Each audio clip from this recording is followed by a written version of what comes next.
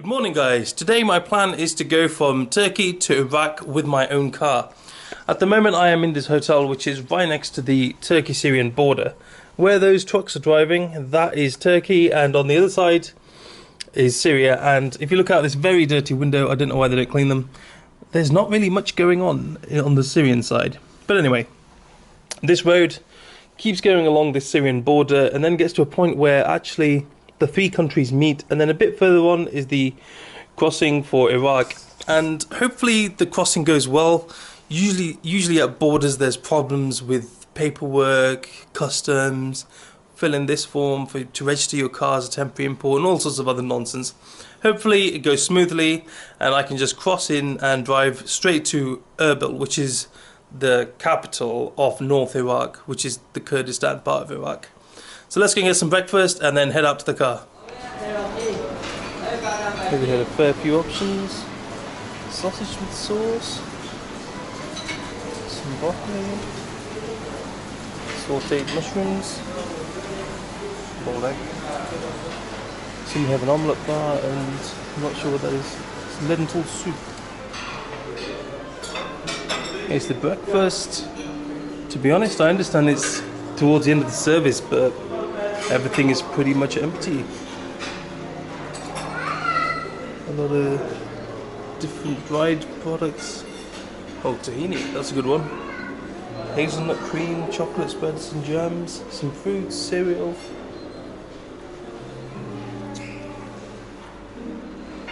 A lot of different olives and cheese, I've noticed. There's 1, 2, 3, 4, 5, 6, 7, 8 different types of cheese.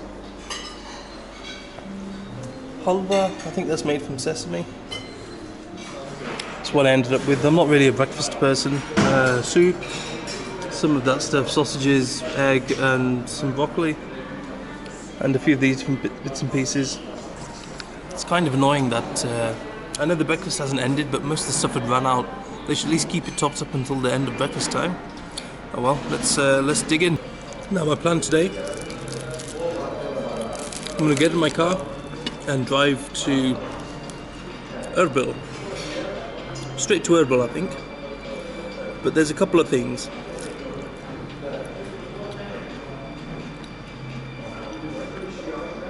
Number one, I have no idea how the border formalities work and how long that going to take.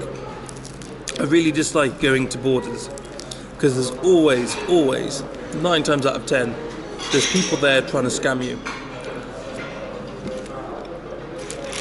Usually when you're heading outside of the EU, or well, sometimes when you're heading outside of the EU, it's a convoluted border process. You have to go from this office to that office to get this paper, get that paper.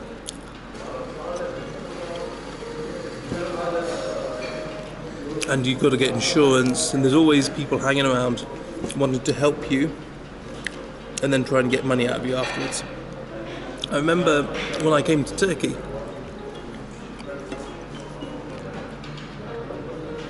I arrived in Turkey, and straight after the border there's a guy who was stopping every car and he was like, "Hey man," I was like, "Hey, what's up?" He was like, "The speed limit is 120. I was like, "Okay." And then he gave me a flag of Turkey. He was like, "Here, welcome to Turkey." I was like, "Oh, cool." I thought he was working for the tourism board or something. And then he was like, "Give me money." I was like, I just gave him back the flag. I was like, "I don't want this. See you later."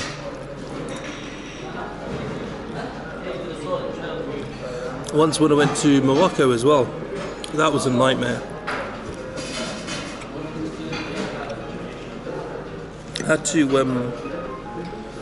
That was a nightmare because there were so many different offices. Then you had to get insurance, and at every step of the way there were people just harassing you to try and confuse you, to stop you being able to do the task. So they could then say, "Oh, we can help for £20, £30," when it's really not that hard.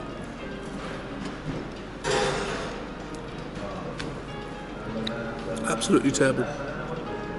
But oh well. I want to get to Erbil. And number 2, I think I might need to fill up my car. But it says on my car to use unleaded fuel. And I was looking at the minimum fuel rating in Iraq, and it's 92.1. So I'm not sure if my car will run on 92.1 or not, but I'll give it a go. I'm pretty sure it'll be fine.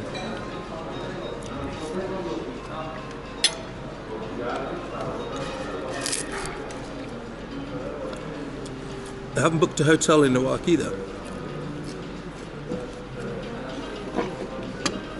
I don't really want to commit to something when I'm not in the country, you know. I'm not sure if there would be any problems with the car or anything. So I'll, as soon as I cross the border and get like near there, I'll book something up. The weather's actually pretty good today. It's not hot. It's 25 or something. The car will be hot there. It's been parked in the sun. Unfortunately, these spaces were taken. I couldn't be bothered to park it in the basement. Let's get this stuff in. Oh, it needs a clean as well. Look at that.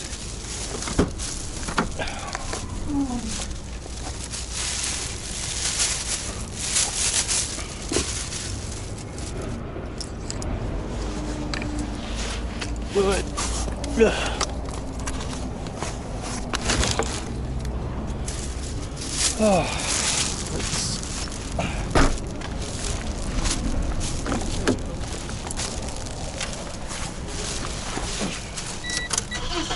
Ah, it's boiling in here. Wow. Temperature outside is 30. Oh, I thought it was higher than that. Alright, let's hit the road. Still driving in Turkey, and these roads are terrible. And foolishly, I filled up the petrol in my car yesterday when petrol in Iraq is 35 pence a litre. Here it's double that. I mean, it's still cheap, but you know what I mean.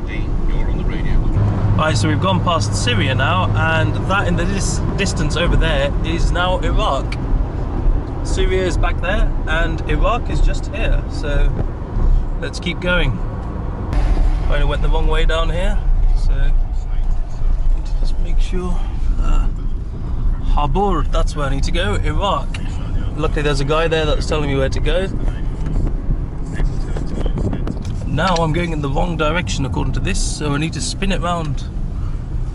It's kind of strange they haven't properly constructed this road yet. Alright, so now we are heading at least in the correct direction.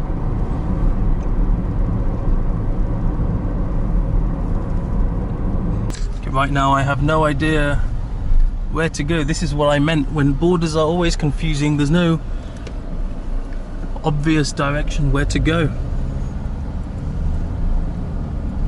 Oh, is this it, or is this the wrong way?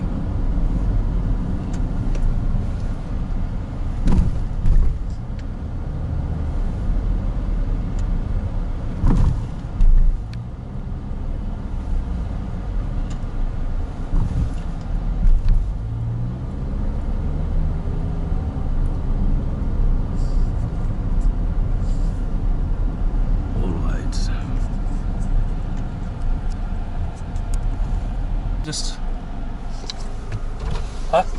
İçeri mi gireceksin abi? Yeah, to Huh? Iraq. Iraq, I'm starting Iraq. Huh?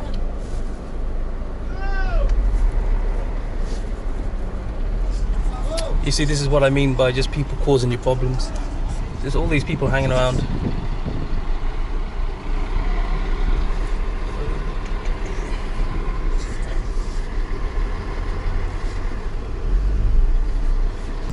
I'm trying to record as much as possible, but obviously there's always restrictions when recording around border crossings.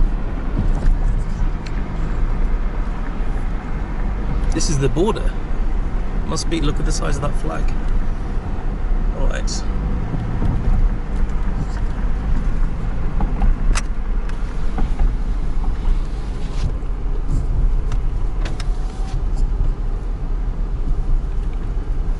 There's a queue of cars there, that's what I like to see. Do not get out the vehicle. Right. Now we just stop behind here and wait. You see, there's a lot of people there, and I don't know who any of them were, and I can't speak whatever language they're speaking. There's one guy that stopped me and he's like, "Can I come with you to the other side?" I was like, I don't really want to just take a random guy into my car. He might have drugs, or anything could happen. When crossing a border, if he was outside on the street, yeah, that's no problem, but at a border, no thank you. I did a few border formalities, which were pretty straightforward. Had to go to passport control, he stamped me out, and then I had to go to customs because I have the car, and she confirmed that my car was free from customs or whatever. And this, now I have to cross this bridge, and I think I'm getting close to being in Kurdistan, Iraq. It's not a soul here, which is somewhat concerning. The good news is that my phone is connected to the Iraqi network, so at least the roaming works. And here we are, Kurdistan. Now I hope these people speak some English at least.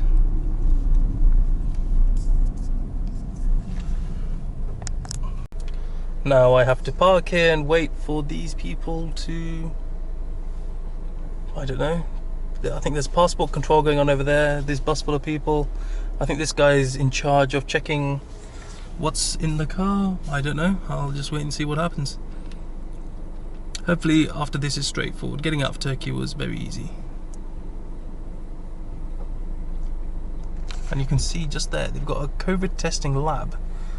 But I'm fully vaccinated, so hopefully I don't need to undergo a test or any of that nonsense. Well, that was tough. That took about an hour, and there was a lot of toing and froing, going here, going there. I had to exchange money because you have to pay 100,000 dinar for a visa fee, and now I need to figure out where on earth do I buy insurance for my car. That's the next thing. I mean, the guy at customs told me to buy it, but where that is, I don't know. Let's take a look.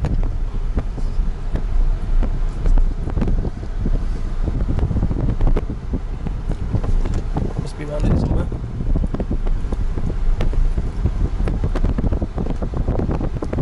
Okay, so I came here, I had to get my car inspected, and now I have to buy insurance from this desk that says Sigorta. I don't know how much it costs, but I'm sure it'll be cheap. So now I had to go back to another office to do yet more paperwork, and it turns out that if you enter with your car, either you leave your car here and go, or you have to surrender your passport and you pick it up when you exit the country. And they'll give you a little receipt which kind of serves as your passport kind of thing. This is so complicated, but I think I'm nearing the end of this. Let's take a look at what's next. Now this was just a big mess around. There's a collection of offices and you had to come and go between the offices for some reason. First of all, you had to show your car to a mechanic who checked the VIN number and say, yeah, it's legit. After the mechanic, then I had to go to that office down there to show them some documents. They gave me some paper and told me to go and surrender my passport to this office. I gave them my passport and they gave me another paper to go back to that office, and then I came back to this office again. I don't know what for, but anyway, that was all done. Then I had to go to that office. I think the guy was just checking the documents to make sure they're right. After that office, I was going to buy insurance, but the guy was like, there's no insurance. And then he told me to get on my way. And the amount of bureaucracy and paperwork required, and I don't know what, there's so much of it, and I don't know what any of it means, and I don't know how they can manage to like accumulate so much papers.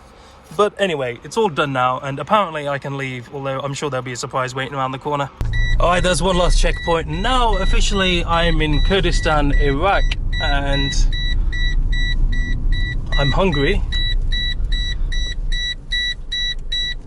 Okay, I need to pull over and just sort out all of my papers and stuff and organize everything, because you're going back and forward and they're checking this, checking that, and then you just kind of lose track of what's going on. Right now my plan is to go from here to Erbil and stay there for a few days. That was such a long drawn out, it was two or 3 hours, and it wasn't enjoyable either. It was this office, that office. However, it's all done now, we're over, let's get on with it. So first impressions of driving in Iraq, it looks a lot less developed than Turkey, but it is, and it looks a lot more Middle Eastern. There's a lot more Arabic writing everywhere, or everything's in Arabic, or not Arabic, Kurdish maybe, I'm not sure what language it is. And that's about it. Traffic's a bit more hectic, but nothing too bad. The cars have changed, that's for sure. The cars aren't European models. In Turkey, all of the cars are European models, whereas here they seem to be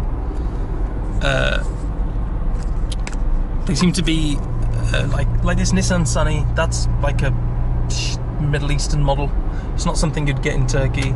And there's a lot of Hiluxes that are 2.7 litre petrol, which obviously wouldn't really exist in Turkey. And yeah, and the Toyota Camrys, just cars like that really, that don't belong in Europe, and there's a lot of them here. So anyway, I'm on my way to Erbil. I'll update when I get there. I decided to stop for some lunch, and this is what I'm eating. Salam kuzi, some salad. So I've just stopped at this petrol station just for a break and to stretch my legs a little bit. I've been driving for a couple of hours, and one problem that I found out is that I had to avoid some parts of highway, as I believe I'm not meant to go anywhere near Mosul on my visa or exit Kurdistan, and I think Mosul is just outside, so I don't want to run into troubles down there. So I ended up having to go through a mountain road, which took a bit of time and it was tiring. Obviously driving on a highway is a lot easier. Another thing is even on the highways here, it's not so safe. People are driving fast and the road condition isn't great, and there's trucks. It's not like 130, 40, it's more like 60, 70, 80, 100. But anyway, the car is okay. It needs a clean. Just look at the amount of gunk on it.